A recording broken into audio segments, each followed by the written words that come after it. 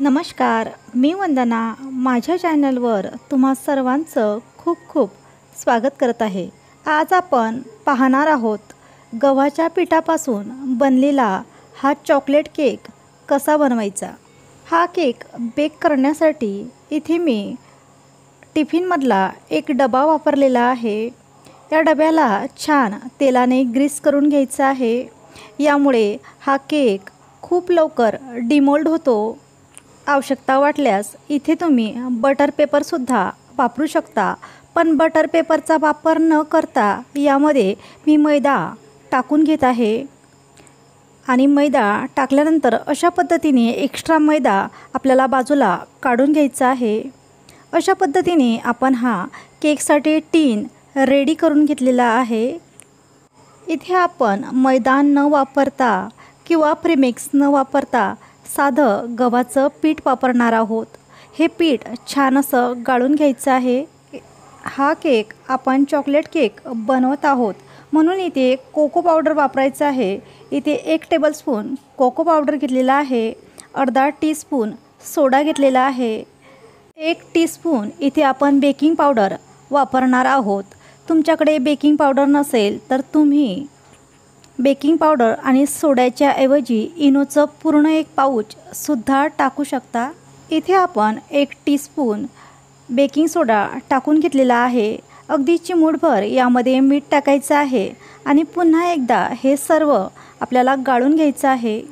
आता यामध्ये 1 वाटी पिठी साखर आपण टाकून घेतलेली आहे. साधारण 3 चमचे इतकं दही यामध्ये टाकलेलं आहे. हे दही जास्त आंबट नाही. रूम टेम्परेचरवरचं दही इथे आपल्याला वापरायचं आहे. अगदी थोडं थोडं पाणी टाकून आपण इथे केकचं बॅटर तयार करून घेऊया. इथे मैद्याच्या ऐवजी आपण गव्हाचं पीठ वापरलं आहे, त्यामुळे आपल्याला इथे पाणी थोडं जास्तच लागणार आहे.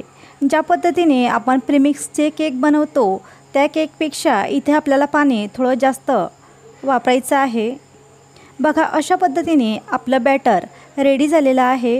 आवश्यकता वाटल्यास यामध्ये तुम्ही वेलायची कूट करून घालू शकता किंवा इथे तुम्ही चॉकलेट इसेन्ससुद्धा वापरू शकता. मी या बॅटरमध्ये 1 पळी तेल टाकून घेतलेलं आहे. याऐवजी तुम्ही तुपाचासुद्धा वापर करू शकता. तयार झालेलं बॅटर आपण केक टीनमध्ये ओतून घेतलेलं आहे. हे संपूर्ण बॅटर या डब्यामध्ये ओतून घेतल्यानंतर आपल्याला हा डबा 2 ते 3 वेळा टॅप करून घ्यायचा आहे. बघा, व्हिडिओत दाखवलेल्या पद्धतीने आपण हे पातेलं 5 ते 10 मिनटासाठी प्रीहीट करण्यासाठी लो फ्लेमवर ठेवून घेतलेलं होतं. हे पातेलं गरम झाल्यानंतर या पातेल्यामध्ये आपण केक ठेवून घेतलेला आहे. 25 मिनटानंतर अशा पद्धतीने आपला केक पूर्णपणे बेक झालेला आहे. सुरीच्या मदतीने हा केक चेक करून घेऊया. बघा, आपली सुरी क्लीन निघाली आहे, म्हणजे आपला केक छान असा बेक झालेला आहे.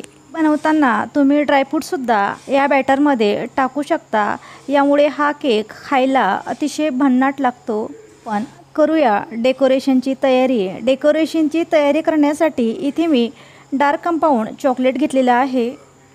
इथे एक गॅसवरती पातेलं ठेवलेलं आहे आणि त्या पातेल्यामध्ये मी 1 ग्लास इतकं पाणी टाकलेलं आहे.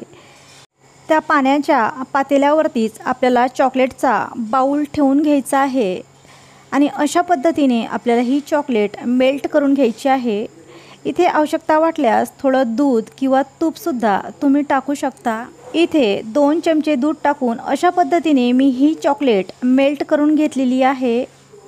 हा केक मी 3 लेअरमध्ये कट करून घेतलेला आहे आणि 3 लेअरपैकी सर्वात खालची लेअर खालती ठेवून घेतलेली आहे आणि तयार केलेली मेल्ट चॉकलेट यावरती टाकून अशा पद्धतीने आपण या केकला लावून घेतलेली आहे.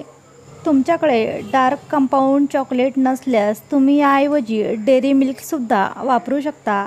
बघा, अशा पद्धतीने आपण 3ही लेअरला चॉकलेटने कवर करून घेतलेलं आहे. केकला डेकोरेशनसाठी इथे पिस्ता आणि बदामाचे काप करून मी अशा पद्धतीने लावून घेतलेली आहे. शेवटी अशा पद्धतीची एक चेरी ठेवून आपण या केकचं डेकोरेशन पूर्ण केलेलं आहे. अगदी छोटासा व्हिडिओ तुम्हाला कसा वाटला ते मला कमेंट करून सांगाल आणि व्हिडिओ शेवटपर्यंत पाहिल्याबद्दल तुम्हा सर्वांचे खूप खूप आभार. पुन्हा भेटू अशाच एखाद्या छानशा व्हिडिओसोबत.